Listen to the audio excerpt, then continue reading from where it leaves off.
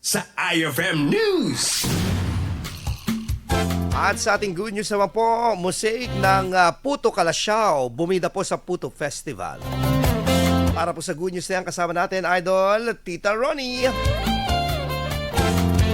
Bumida ang iba't ibang mosaic ng puto sa isang mall sa bahay ng Calasiao bilang parte ng pagdiriwang ng Puto Festival 2024. Kamangha-mangha at katakam-takam ang mga makukulay na puto na gawa sa snowman, Christmas village, penguin at nativity scene. Agaw atensyon ang mga disenyo sa mga mall goers lalo na sa mga bata. Sa naturang paraan, umaasa ang mga tindera ng puto na mas lalakas ang kanilang benta. Matatandaan na nasungkit ng bayan ang Guinness World Records ng largest puto mosaic taong 2018. Mula sa IFM Dagupan, Happy Puto Festival. Yan ang ating good news for today. Ako si Idol, Tita Ronnie Tatak,